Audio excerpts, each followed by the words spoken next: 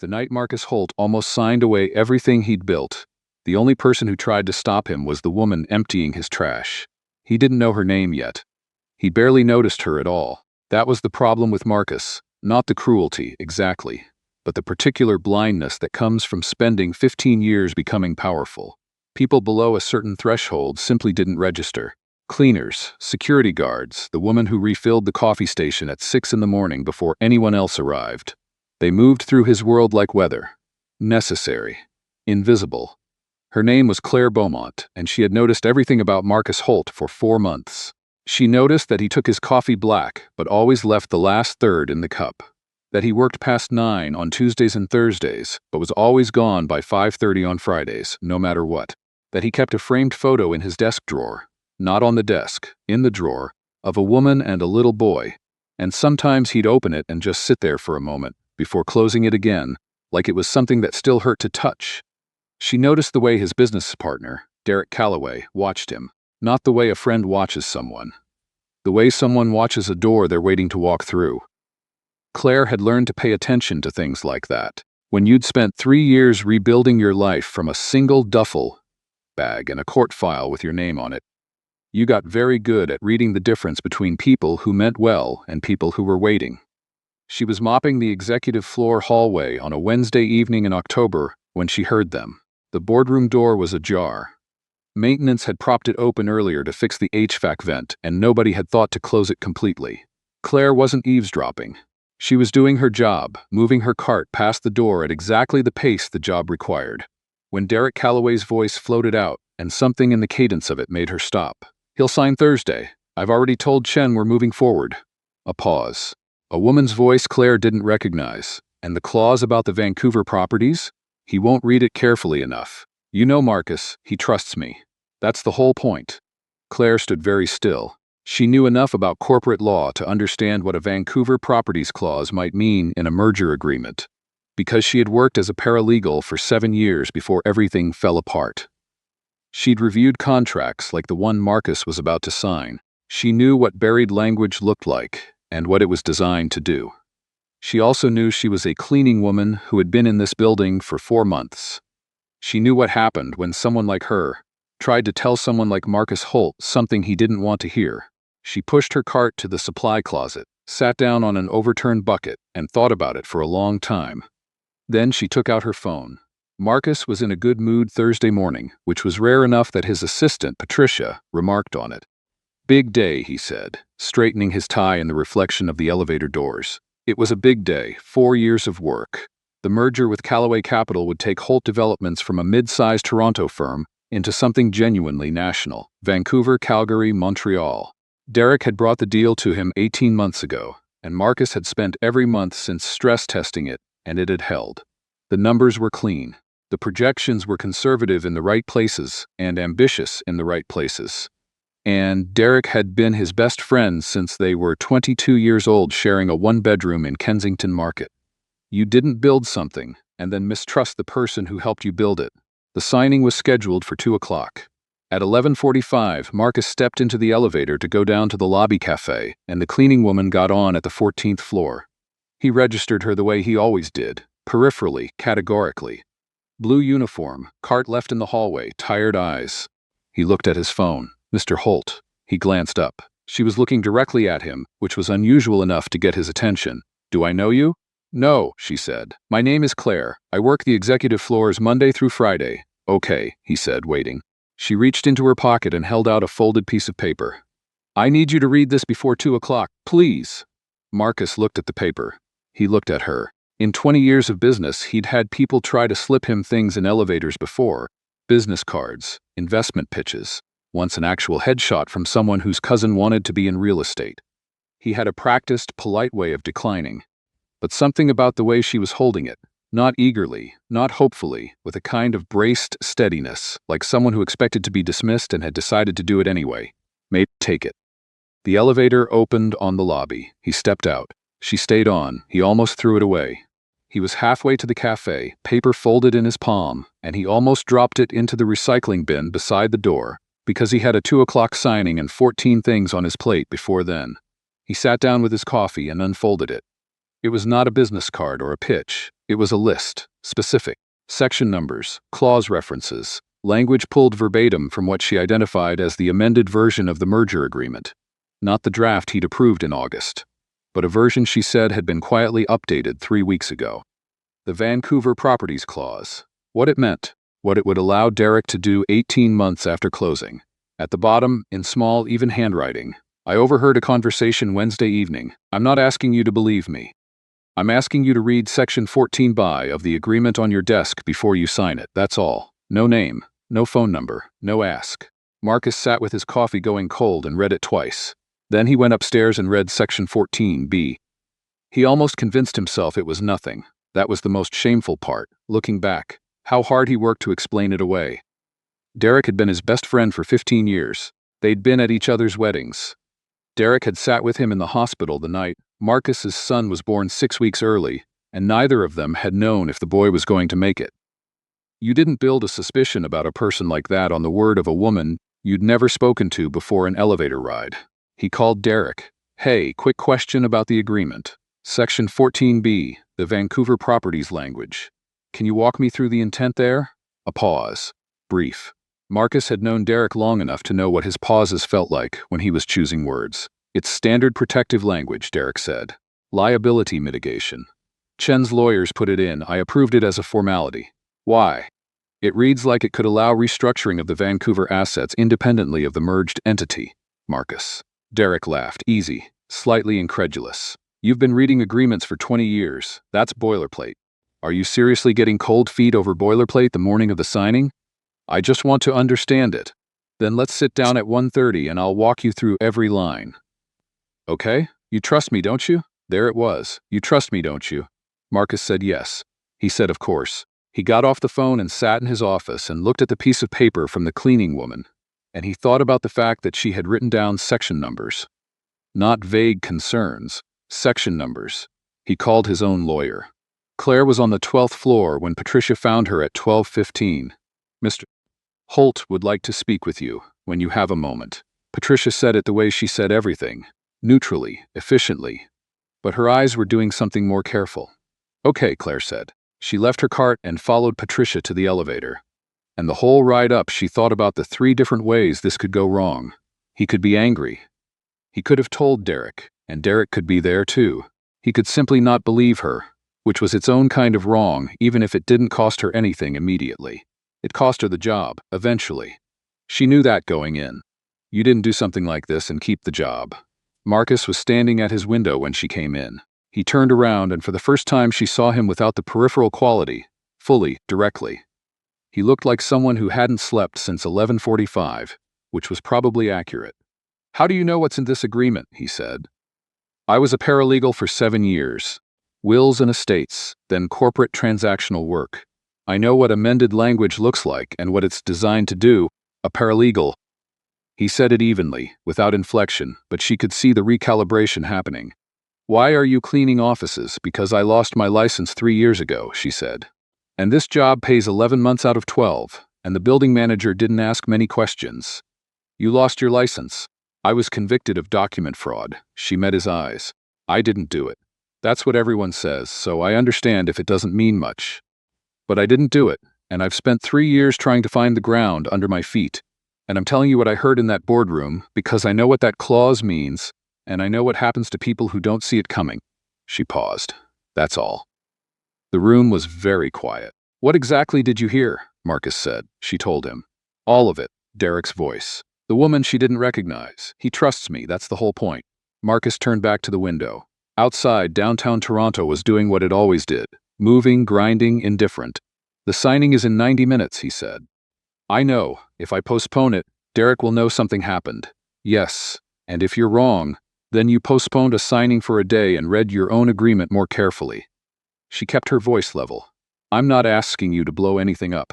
I'm asking you to read Section 14(b) with your lawyer before 2 o'clock. You said you already did. You tell me what you found. He didn't answer that. But he picked up his phone. The 1:30 meeting with Derek did not go the way Derek expected. He came in confident, jacket on, the practiced ease of a man who had run through the conversation in his head and knew how it ended.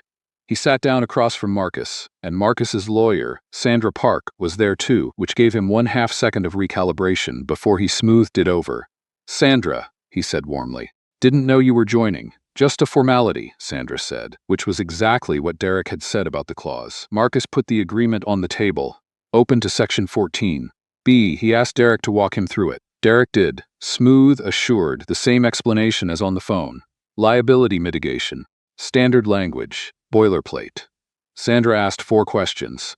Precise technical questions about the interaction between 14B and the asset schedule in Appendix C. Derek answered 3 of them. The 4th one he couldn't answer, because the truthful answer would have made clear that the clause was not boilerplate, that it had been written specifically to allow him to petition for independent restructuring of the Vancouver asset set within 18 months of closing, and that by the time Marcus understood what was happening, Derek would have the legal standing to strip the most valuable portion of the merged company out from under him. The room went very still. "Derek," Marcus said. Derek looked at him. For a long moment, the 15 years sat between them. The Kensington apartment, the hospital waiting room, the weddings, all of it. And then Derek did something Marcus hadn't expected. He didn't deny it. He didn't perform outrage. He looked at the table. "The Vancouver properties were undervalued in the merger terms," Derek said finally. "I found a buyer 8 months ago. The deal works better if the assets are held separately. Better for you, better for..." Derek stopped. "Yes, better for me. You were going to take them. I was going to exercise a legal right that would have been written into an agreement you signed." Marcus looked at his best friend of 15 years and felt something close, the way you'd close a drawer. "Get out of my building," he said. Derek did not go quietly. That would have been too clean. He went to 2 members of the board before end of day, suggesting that Marcus had developed erratic decision-making tendencies and that the merger collapse reflected poorly on his leadership. He called 2 journalists. He sent a long email to the Vancouver buyer positioning himself as the responsible party who'd tried to make a deal work. He also, in the course of covering his tracks, made one significant mistake. He sent a message to the woman Claire had heard him speaking with. A message that referenced the Wednesday evening conversation in terms specific enough to confirm it had happened, and specific enough to confirm Claire's account of it. He sent it from his work account, on the Holt development server, which his IT access had not yet been revoked. Marcus's IT director found it on Friday morning. Marcus sat with that for a long time too. He found Claire at the end of her shift on Friday evening. She was in the service corridor outside the 14th floor supply room, loading her cart for the weekend handoff. She looked up when the elevator opened and he stepped out, and her expression did the thing expressions do when they've prepared for several versions of a conversation and aren't certain which one is arriving. "You still have a job," he said. "In case that's one of the things you're wondering, I wasn't sure. You should have been." He leaned against the wall across from her, hands in his pockets. Without the boardroom quality, without the window and the city at his back. Just a tired man in a corridor at the end of a very long week. "My lawyer is pursuing Derek through proper channels. The board has been informed. The Vancouver deal is on hold pending a review I'm doing myself this time." "Good," she said. "I'd also like to know more about your case," he said. "The document fraud conviction, if you're open to telling me." She looked at him carefully. "Why?" "Because you know what amended language looks like and what it's designed to do," he said. "And because someone who knew that ended up losing their license over document fraud. And those 2 things don't fit together as neatly as a verdict would suggest." Claire was quiet for a moment. The corridor hummed around them. The building's particular nighttime frequency, the sound of a large structure settling into itself. "My supervising partner at the firm," she said. "He was falsifying settlement documents. I found out. I reported it to the Law Society." She paused. 2 months later, I was the one charged. The documents they found had my name on them. My edits, my digital signature." She looked at her cart. His son-in-law was the investigator. Marcus said nothing. "I couldn't prove it," she said. "I had suspicions, and I had a pattern, and I had the original documents I'd tried to report, but I had no proof that matched what they had. So..." She shrugged, not lightly, but the way people shrug about things they've made some peace with. "I lost my license, and then I lost my apartment, and then I moved back to Hamilton for a year, and then I came here. You came here." The building manager didn't ask many questions. Marcus looked at her for a long moment. "What was the partner's name?" "Why?" "Because I sit on the Law Society's advisory committee," he said. I'm not promising anything. I'm asking a question. Something moved across her face, not hope exactly, but the precursor to it. The place where hope lives before you let yourself feel it. She told him the name. The next months were not a montage. That's not how things like this work, not in real life. And Claire Beaumont had learned to be suspicious of narratives that move too quickly from damage to repair. Real repair is slow. It involves paperwork and hearings and lawyers and long evenings, reading through files that still make your hands shake a little. And it involves also the ordinary texture of days that are neither dramatic nor resolved. Just days, accumulating, one after the other, slowly becoming something. She kept her job for 3 months while Marcus's referral to the Law Society worked its way through the process. She moved from the cleaning crew to the administrative team when a position opened up. Not because Marcus pushed it through, but because she applied and interviewed, and the hiring manager, who didn't know any of the backstory, thought she was the strongest candidate. She liked the work. She was good at it. She found to her own surprise that 4 months of being nearly invisible had given her an unusual ability to see how a building actually functioned, what worked and what didn't, where the real bottlenecks were, which processes made sense on paper, and which ones nobody actually followed. She started writing notes. She gave them to Patricia, who gave them to Marcus, who read them and then called her into his office. "You're wasted in administration," he said. "I've been told that before," she said. "I mean it differently." He set the notes on his desk. "I want to bring you on in operations, formally, with a title and a salary that makes sense." He paused. "And I'd like to make the case to the advisory committee myself if you'll let me, not as a favor, as a witness." There's a difference. She thought about it. She had thought about the difference between charity and witness many times in 3 years, had needed to, because she'd had both offered to her, and they felt very different when they arrived. "Okay," she said. "Okay to which part?" "Both," she said. The Law Society hearing was in February, in a room that smelled like recycled air and legal anxiety, which Claire remembered from her previous appearances there. She sat at the table with her own lawyer, a woman named Diane who'd taken the case at reduced rate after Marcus made a call, and listened to the case being laid out with the particular feeling of watching a room finally contain a truth you'd been carrying alone for 3 years. The original partner had, it emerged, done this before.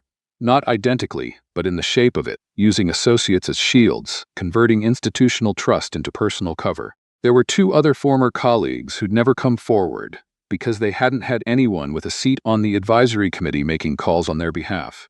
And that was a painful thing to sit with. But Claire sat with it, because sitting with painful things was something she'd had 3 years to practice. Her license was reinstated in April.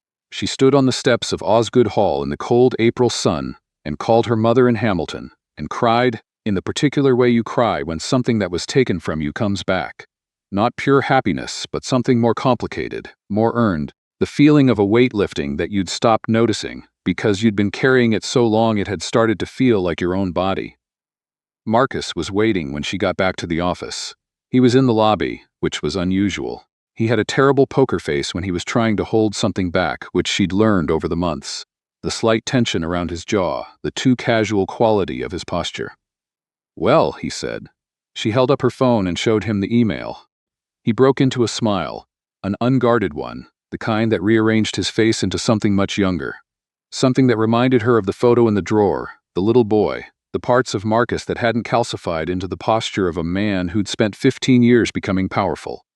"Dinner," he said, "to celebrate, unless—" "Yes," she said. "You didn't let me finish. You were going to ask if I had plans or if I'd rather celebrate separately or something careful like that," she said. "And the answer is yes, dinner. I'd like that." He looked at her for a moment. "How did you know I was going to say something careful?" "You always do," she said. "It's one of the things I noticed. What else did you notice?" She thought about the desk drawer, and the coffee left in the cup, and the way he watched the street sometimes like he was looking for something specific.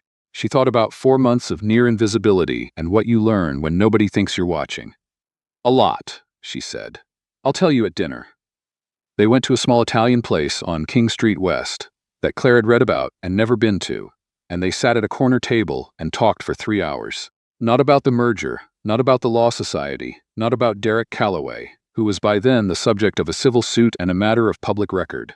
They talked about Hamilton in winter, and what it's like to move back to your parents' house at 31, and they talked about the photo in the drawer, Marcus's son, Jamie, 8 years old, who lived with his mother in Vancouver, and whom Marcus flew out to see every 3 weeks without exception, Friday evening flights, which was why he was always gone by 5:30. "I keep the photo in the drawer," Marcus said, "because I don't want it to become part of the furniture. I want to have to choose to look at it." Claire thought about that for a long time. "That's a very deliberate way to love someone," she said. "I'm trying to get better at deliberate," he said. They walked along the waterfront afterward, in the cold, the lake invisible in the dark but audible, that particular sound Lake Ontario makes in April, restless and enormous. Marcus told her about Kensington Market at 22, and she told him about the file she'd kept for 3 years of every document she could find that pointed toward what had been done to her, a file she'd updated every few months, not because she believed it would ever matter, but because she needed to believe it might. "I almost didn't give you that note," she said. "I sat in the supply closet for 20 minutes trying to talk myself out of it." "What decided you?" She considered it. The honest answer was not one thing but an accumulation. The 3 years, the file, the need to believe that someone paying close attention to the right details at the right moment might make a difference. The thing she wished someone had done for her. "I just thought," she said, "that I knew something you needed to know. And if I didn't tell you, I'd have to explain that to myself for a long time afterward." Marcus stopped walking. She stopped too, and they stood there with the lake making its sound in the dark.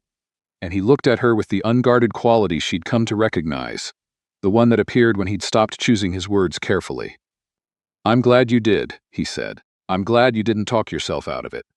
She had braced herself, for months, against the ways this could go wrong: the job, the hearing, the careful negotiations of gratitude and professional distance. She'd been so focused on not letting anyone think she expected anything in return for what she'd done, that she hadn't left much room to notice what was actually building, day by day, in the accumulated texture of hours spent with someone who was learning, the way she was learning, how to be deliberate.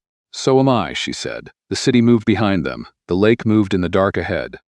Somewhere in Vancouver, a little boy named Jamie was asleep, and in a few weeks he'd come to Toronto and meet Claire properly, and he'd decide immediately that she was good, because children have a directness about these things that adults lose, and sometimes, if they're lucky, learn to find again. But that was ahead of them. Right now it was just April, and the water, and the long, slow feeling of something beginning.